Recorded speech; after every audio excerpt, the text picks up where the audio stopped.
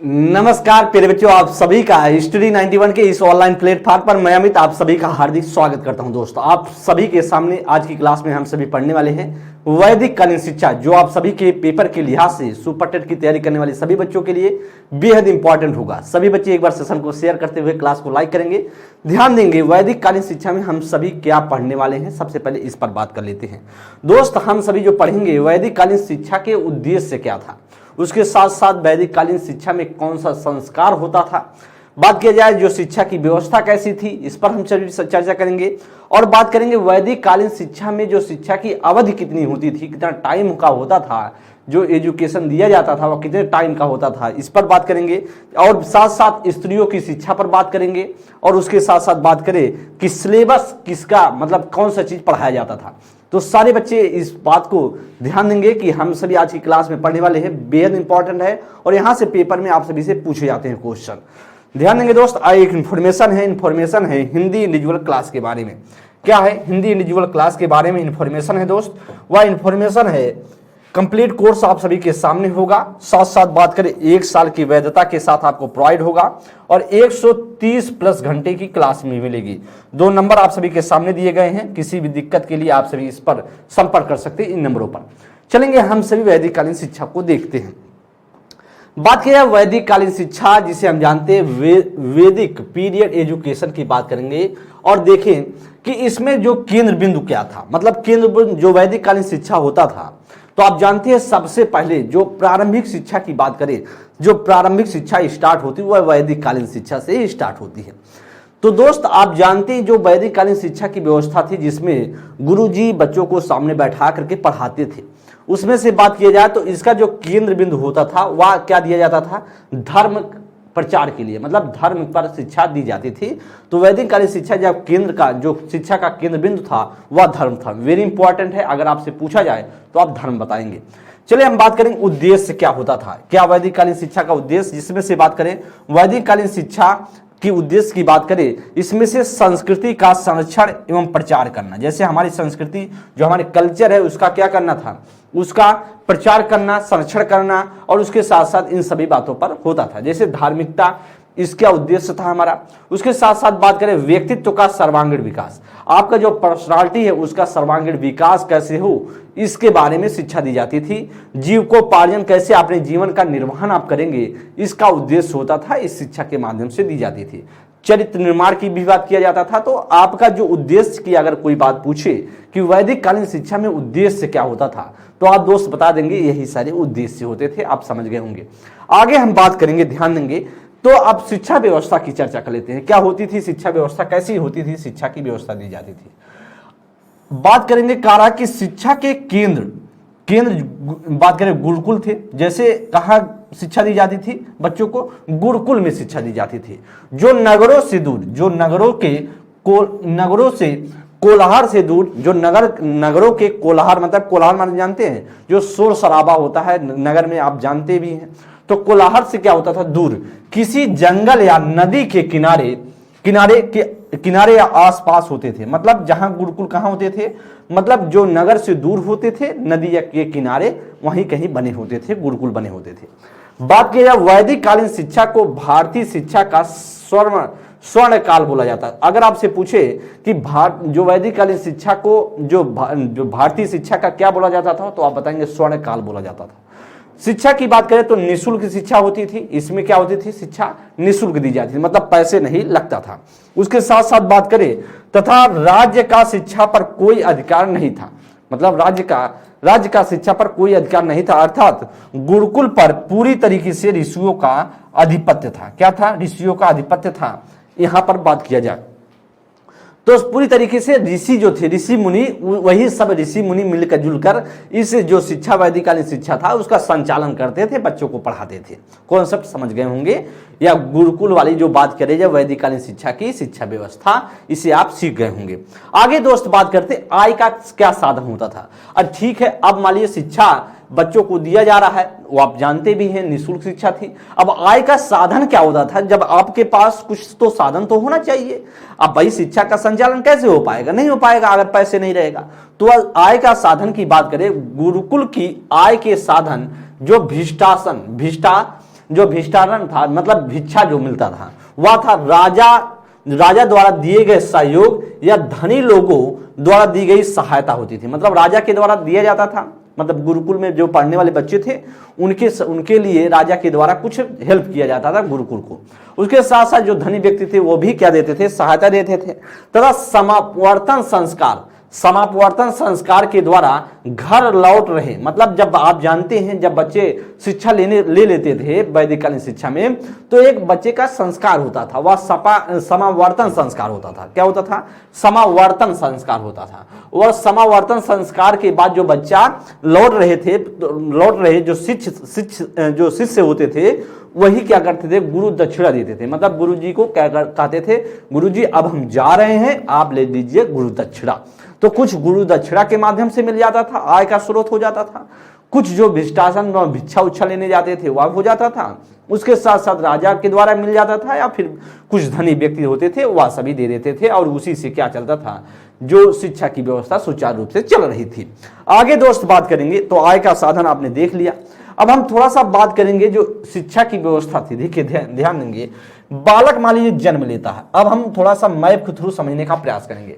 जैसे बच्चे का जन्म हुआ, बच्चा जन्म लिया, जन्म के समय के समय हम कौन सा बच्चे का क्या होता था, औपचारिक शिक्षा दी जाती थी। कहाँ होती थी?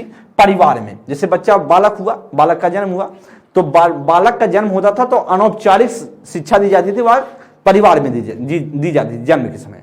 और यह बोला जाता था प्रारंभिक शिक्षा। क्या बोला जाता दोस्त? इसे हम बोलते थे प्रारंभिक शिक्षा के नाम से जानते थे। और 5 वर्ष के समय बच्चे का एक चूड़ा कर्म संस्कार होता था। क्या होता था? चूड़ा कर्म संस्कार होता था। और चूड़ा कर्म संस्कार होने के बाद, चूड़ा कर्म संस्कार कौन करवाता था? कुल पुरोहित द्वारा होता था। जैसे कुल पुरोहित, जैसे वैदिक कालीन शिक्षा में बात करें, जैसे अभी इस टाइम क्या है कि आप देखते हैं जो कथा होता है, सत्यनारायण बाबा का जो कथा होता था, वहां पे आप देखते होंगे कि गुरु जी आते हैं या पंडित जी आते हैं, कथा होता कहा देते हैं, और इसके बाद उनको भिक्षा उच्छा दिया जाता था। वैसे आपके हर कुल में क्या होते थे, एक गुरु जी होंगे, जरूर होंगे। जो पंडित जी होंगे वही आपकी कथा उथा का जो होता, शादी है, ब्याह है, ये सभी में आते होंगे, जरूर वही पंडित जी हमेशा से आते होंगे। वैसे क्या होता था, कुल पुरोहित हुआ करते थे।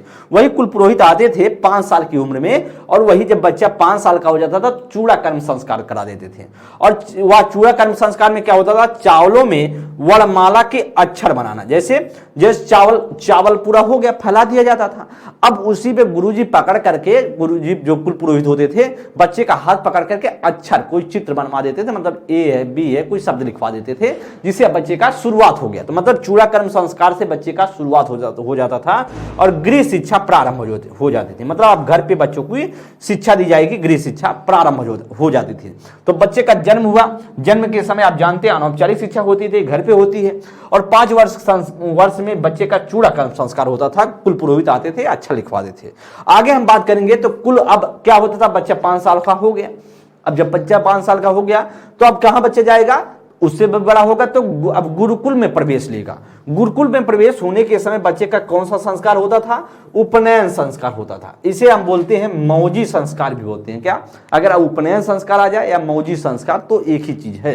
तो यह प्रारंभिक शिक्षा के आगे होता था। अब ध्यान देंगे, तो इसका जो उपनयन संस्कार होता था, इसका मतलब क्या होता है? उपनयन संस्कार का जो अर्थ होता है, जो गुरु के समीप, जब बात करें गुरु के समीप ले जाना। क्या, गुरु के समीप मतलब गुरु के समीप ले जाना, इसका मतलब होता है। और इसमें क्या होता था, गायत्री मंत्र का उपदेश दिया जाता था। जब गुरु जी के पास बच्चे चले जाते थे, अब गुरुकुल में बच्चा चला गया तो उपनयन संस्कार होता था। उपनयन संस्कार में क्या क्या होता था, बच्चों को जो शिक्षा दी जाती थी, गायत्री मंत्र का उपदेश दिया जाता था, उच्च शिक्षा का प्रारंभ किया जाता था। अब ध्यान देंगे, उपनयन संस्कार का आयु कितना होता था। उपनयन संस्कार की आयु की बात करें, वह बात करिया जाए तो उपनयन संस्कार की बात करें तो ब्राह्मण जो जाति के होते थे, जो ब्राह्मण कुल के होते थे, उनकी होता था 6 से 8 वर्ष होता था। कितना, मतलब 5 वर्ष में चूड़ा कर्म संस्कार होता था। अब बच्चे जो 6 से 8 साल का बच्चा है, तो अगर ब्राह्मण का जात क्या है, तो वह क्या होता, ब्राह्मण का है, तो वह फिर बच्चे का 6 से 8 साल की उम्र में या उपनयन संस्कार होता था। अगर क्षत्रिय कुल का है तो बच्चे का 10 साल में होता था या संस्कार, कौन सा, उपनयन संस्कार। अगर बच्चा वैश्य कुल का है तो वह 12 वर्ष का होता था, 12 वर्ष में उसका होता था। मतलब 6 से 8 साल तक ब्राह्मण जी का, 10 साल का जो क्षत्रिय का बच्चा, और जो वैश्य का होता था वह 12 साल का होता था। जो शूद्र के कुल के होते थे उनको शिक्षा का अधिकार ही नहीं था, मतलब शूद्र वाले शिक्षा लेते ही नहीं थे। और उसके बाद क्या होता था बच्चे का, उसके बाद बच्चा शिक्षा का समाप्त कर दिया जाता था। और शिक्षा का समाप्त किस संस्कार से होता था, वह समापवर्तन संस्कार से होता था। समझ गए होंगे वह कैसे होता था, समापवर्तन संस्कार से होता था। ध्यान दें, सबसे पहले बच्चा 5 साल की उम्र में चूड़ाकर्म संस्कार होता था। इसके बाद गुरु जी के पास जाता था तो बच्चे का कौन सा संस्कार, वह संस्कार दोस्त बात करे जिसे हम उपनयन संस्कार बोलते हैं। और शिक्षा लेने के बाद बच्चे का समापवर्तन संस्कार होता था। और समापवर्तन संस्कार लेने के बाद गुरु जी के पास बच्चा वहीं पर गुरु जी को दक्षिणा दे करके, गुरु दक्षिणा दे करके चला आता था घर पे, तो शिक्षा समाप्त हो जाती थी।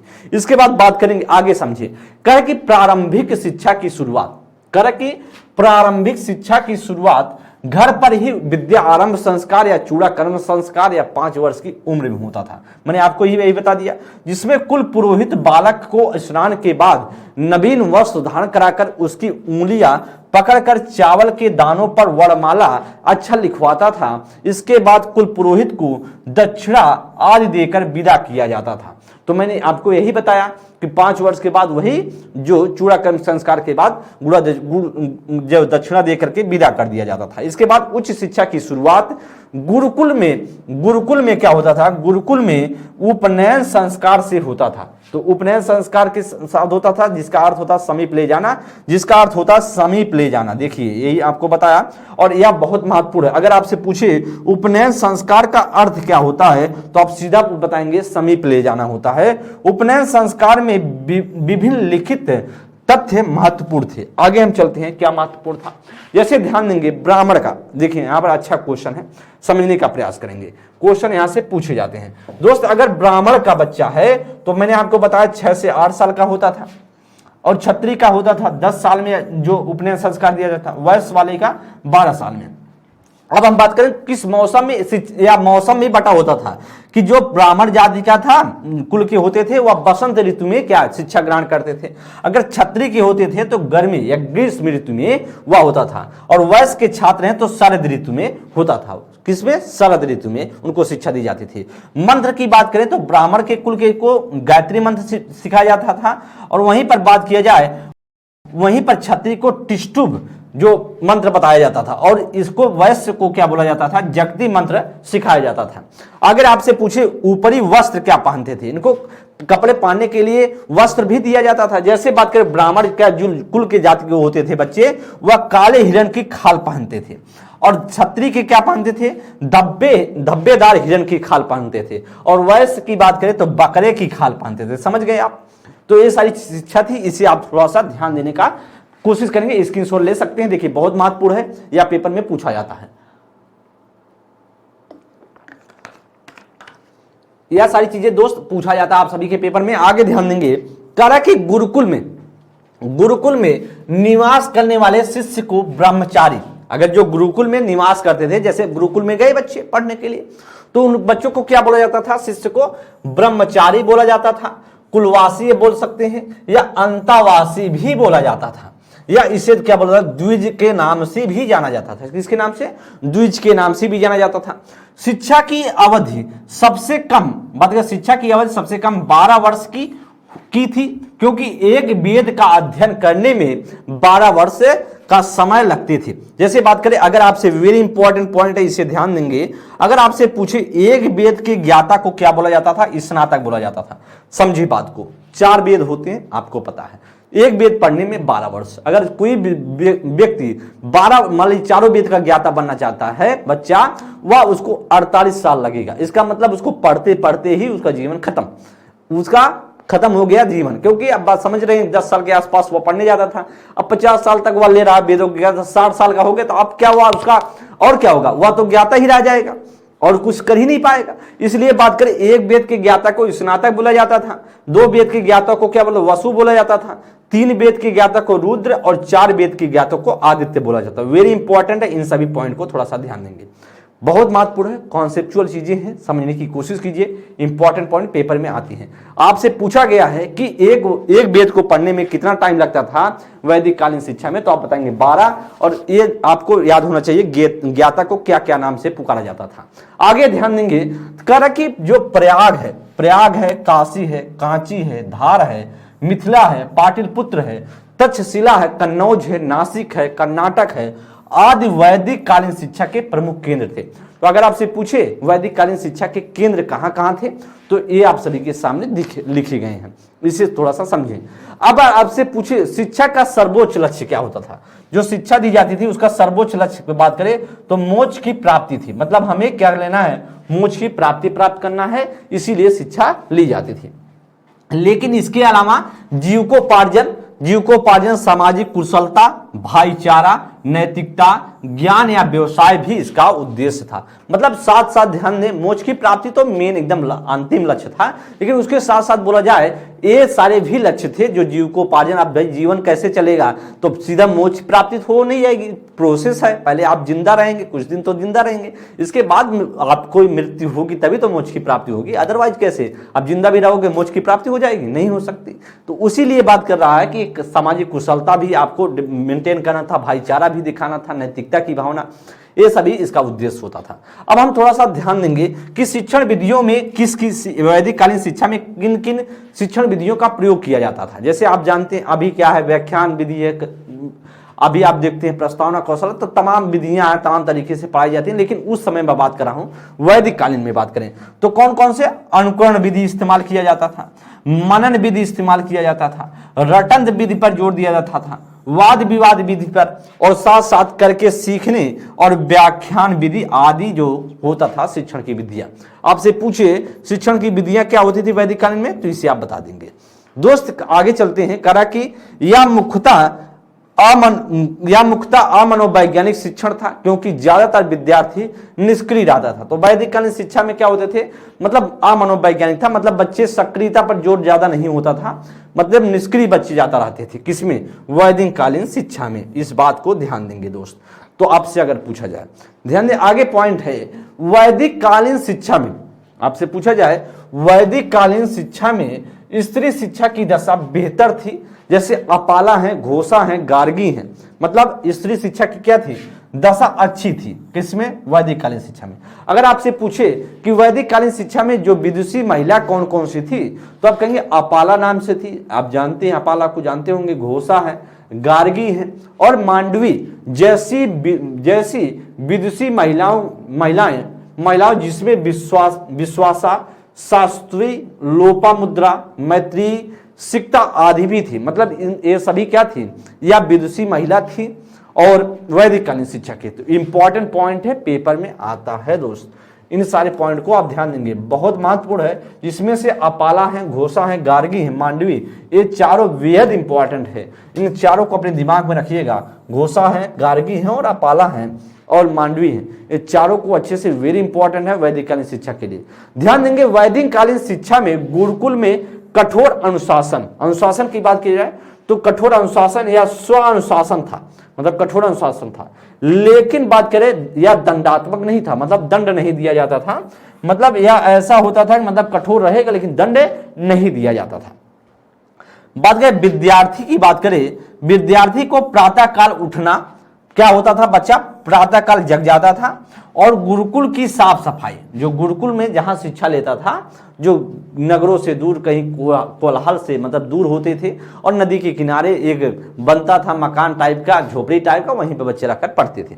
तो गुरुकुल की साफ सफाई करना, उसके साथ साथ अहिंसा, उसके साथ साथ झूठ ना बोलना, चोरी ना करना, अपनी इंद्रियों पर काबू रखना जैसे नियमों का पालन करता था। मतलब विद्यार्थी प्रातः काल उठ करके पूजा पाठ करके प्रातः काल जगता था, साफ सफाई करता था और चोरी वोरी वाली चीजें, अहिंसा वाला चीज पाठ पढ़ता था, इन नियमों का पालन किया जाता था। आगे दोस्त करेंगे बात की शिक्षा की समाप्ति पर गुरु सीख देता था। क्या देता था, गुरु शिक्षा की समाप्ति पर गुरु जी क्या देते थे, कुछ सीख देते थे बच्चों को कि अब देखिए समापवर्तन संस्कार हो जाता था। जैसे ध्यान दें, अगर आपसे पूछे समापवर्तन लास्ट में क्या होता था, समापवर्तन संस्कार होता था। समापवर्तन संस्कार, समावर्तन संस्कार। ध्यान दें, समावर्तन संस्कार होता था, और समावर्तन संस्कार कब होता था? लास्ट में बात करें जब शिक्षा ग्रहण कर लेता था। जब शिक्षा ग्रहण कर लेता था, शिक्षा ग्रहण करने के बाद यह होता था। अब ध्यान देंगे तो कर कि गुरुजी जब बच्चे शिक्षा ले लेते थे तो अब गुरुजी कुछ उपदेश देते थे, सीख देते थे। बेटा देखो, अब तो आपने जो शिक्षा उच्छा ग्रहण कर लिया है, अब आपको कुछ हम शिक्षा दे देते हैं। तो क्या देते थे? खुद से अध्ययन करना। अब जा रहे हो आप तो खुद से अध्ययन करना। जैसे हम सब भी हैं, बच्चों को पढ़ाते हैं ऑफलाइन, और ऑफलाइन जब पढ़ाते हैं तो हम सभी जब पढ़ाने के बाद जब सिलेबस खत्म हो जाता था, वो तो हो जाता है, तो हम कहते हैं, यही कहते हैं, देखना बेटा, जब आपसे मतलब जब तक मैं था तब तक आप सभी को पढ़ाया, अब आप जाओगे घर पे, अब आप घर पे रहकर पढ़ोगे। तो अपने खुद से प्रयास करना, पढ़ने का, स्वाध्ययन करने की कोशिश करना। वैसे भी वैदिक कालीन शिक्षा में बोला जाता था, गुरुजी बोलते थे, खुद से अध्ययन करना, ज्ञान का दुरुपयोग मत करना। जो आपके पास मैंने ज्ञान दिया है उसको कहीं अच्छी जगह यूज करना, अच्छी जगह लगाना, ऐसा नहीं दुरुपयोग करना, चोरी चमारी करने लगना, ऐसा गलत काम मत करना, गलत चीजें मत करना। जैसे बात करें चोरी वोरी में या फिर कोई उल्टा सीधा काम, यहां पर दुरुपयोग करने की कोशिश मत कीजिएगा। जैसे माता पिता का सेवन करना, माता पिता का सेवा करना, मतलब माता पिता का आप सेवा करना, अच्छे से जो है रहना, माता पिता का जो सुबह शाम सेवा करना, पूछना क्या दिक्कतें हैं, कैसे परेशानी, जो भी चीजें हो, माता पिता का हमेशा अच्छे से सेवा करना। अब शिक्षा के प्रकार की बात करेंगे। या तो 3 उपदेश देते थे, 3 उपदेश देने के बाद कहते थे अब जाइए, आपका काम हो गया। अब बात है शिक्षा के प्रकार की बात करें तो शिक्षा का प्रकार कैसा होता था? 2 प्रकार के होते थे। जैसे बात करें, वह शिक्षा का प्रकार होता था अपरा या सांसारिक शिक्षा, या परा या धार्मिक शिक्षा। आपसे पूछे अपरा क्या होता है तो आप बताएंगे सांसारिक शिक्षा होता है, और परा क्या शिक्षा होता है आप बताएंगे धार्मिक शिक्षा होता है। यह 2 प्रकार की शिक्षा दी जाती थी, यह 2 प्रकार की शिक्षा वैदिक कालीन शिक्षा में। शिक्षा का माध्यम आपसे पूछा जाए कि शिक्षा का माध्यम मतलब शिक्षा किस भाषा में दिया जाता था वैदिक कालीन शिक्षा में, तो आप बता देंगे दोस्त, वैदिक कालीन शिक्षा में जो संस्कृत भाषा में शिक्षा दी जाती थी। क्या दी जाए? शिक्षा वैदिक कालीन। अब देखिए पाठ्यक्रम की बात कर लेता हूं, तो सिलेबस की बात करता हूं। सिलेबस में क्या क्या पढ़ाया जाता था, जैसे ध्यान दे तो सिलेबस में उनको पढ़ाया जाता था, संहिताएं पढ़ाई जाती थी, ब्राह्मण ग्रंथ पढ़ाए जाते थे, उपनिषद पढ़ाए जाते थे बच्चों को, उसके साथ साथ अरण्य ग्रंथ पढ़ाए जाते थे, वेदांग पढ़ाए जाते थे, ये सभी पढ़ाए जाते थे। जैसे बात करें, जैसे संहिताएं की बात करें तो उनको संहिता में आप देखते होंगे ऋग्वेद है, यजुर्वेद है, सामवेद है, यथर्वेद है, तो ये 4 वेद हो गए, और चारों वेद जो है संहिताएं में पढ़ाया जाता था, वेदों में। और ब्राह्मण ग्रंथ पढ़ाए जाते थे, उसके साथ साथ बच्चों को उपनिषद पढ़ाए जाते थे, उसके साथ अरण्य ग्रंथ पढ़ाए जाते थे। वेदांग की बात करें, जैसे शिक्षा है, कल्प है, व्याकरण है, ज्योतिष विद्या है, और द्वंद्व है या निरुक्त है, तो ये सभी क्या पढ़ाए जाते थे? वेदांग पढ़ाए जाते थे बच्चों को। आगे ध्यान देंगे दोस्त, तो कुछ इंपॉर्टेंट क्वेश्चन है जो पेपर में आए हुए हैं प्रीवियस ईयर में, उसे हम थोड़ा सा देखते हैं।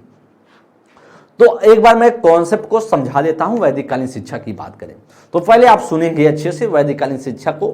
बात करें वैदिक कालीन शिक्षा की, अगर आपसे पूछा जाए कि किस भाषा में शिक्षा दी जाती थी, तो संस्कृत भाषा में सबसे पहली बात है। वैदिक कालीन शिक्षा में बात करें जाए तो कहां पर कहीं दूर बच्चों को नदी के किनारे झोपड़ी बना करके गुरुजी वहां पर ले जाकर बच्चों को पढ़ाते थे। सबसे पहले बच्चे का जन्म हुआ तो बच्चे का जन्म होने के 5 साल बाद एक चूड़ा कर्म संस्कार होता था, और चूड़ा कर्म संस्कार की बात करें वह कौन कराता था? कुल पुरोहित आते थे, कुल पुरोहित करवाते थे। इसके बाद बच्चा 6 से 8 साल का हुआ, ब्राह्मण कुल का है तो उसको गुरुकुल उपनयन संस्कार कराया जाता था, गुरुकुल भेजा जाता था। अगर वह बच्चा मान लीजिए वह क्षत्रिय का है तो 10 साल पे होता था उपनयन संस्कार, अगर वह बच्चा वैश्य का है तो 12 साल पे होता था। ये चीजें आपके लिए महत्वपूर्ण है। अब आप देखते हैं अलग अलग सीजन में अलग अलग वस्त्र, मतलब बच्चों का अलग अलग बता होता था। जैसे ब्राह्मण का बच्चा होता था तो काले हिरण का पहनता था, जो खाल पहनता था, वहीं पर जो धब्बेदार पहनता था क्षत्रिय के, और वहीं पर जो बकरे की खाल पहनता था वैश्य कुल का बच्चा। तो ये सारी चीजें आपके लिए महत्वपूर्ण है। और साथ साथ बात करेंगे जिसमें बात किया जाए आपके लिए बेहद इंपॉर्टेंट है कि शिक्षा जो वेद का एक वेद ज्ञाता बनने के लिए आपको कितना टाइम लगता था? 12 वर्ष लगता था। अगर आपसे पूछे कितने चारों वेद के ज्ञाता को क्या बोला जाता? आदित्य बोला जाता था। 3 वेद के ज्ञाता थे आप जानते हैं, रुद्र बोला जाता था, और 2 को वसु और 1 को स्नातक वसु रुद्र और आदित्य, ये चारों वेद के ज्ञाता को बोला जाता था एक क्रम वाइज। तो सबसे पहले आप सभी के सामने क्वेश्चन है, पढ़ने की कोशिश कीजिएगा और बताइए इसमें से क्या राइट होगा। देखिए पहला क्वेश्चन की बात करेंगे दोस्त, वैदिक कालीन की प्रख्यात विदुषी महिला है। देखिए मैंने आपको प्रख्यात विदुषी महिला बताया था, गार्गी है कि मैत्री है या संघमित्रा है या विश्वामित्रा है या अपाला है, निम्न में से कौन सा सही युग्म है? केवल ए बी सी डी या केवल बी सी डी ई या फिर कह रहा है ए बी डी ई या फिर कह रहा है ए सी डी ई। क्वेश्चन अच्छा बताने का प्रयास करेंगे कि कौन सा इसमें से राइट होगा। मैंने आपको बताने का प्रयास किया दोस्त, बताने का प्रयास कीजिए आप सभी, इसमें से क्या राइट आंसर हो सकता है। ये दोस्त बताएंगे इसमें से करेक्ट आंसर क्या होगा। दोस्त इसमें से आप बताने का प्रयास करेंगे इसमें से राइट आंसर क्या हो सकता है। बेहद इंपॉर्टेंट क्वेश्चन है। करा का प्रख्यात महिलाओं की बात करें तो आपसे पूछा जा रहा है, तो इसमें से दोस्त बताएं आप सभी का क्या राइट आंसर हो सकता है।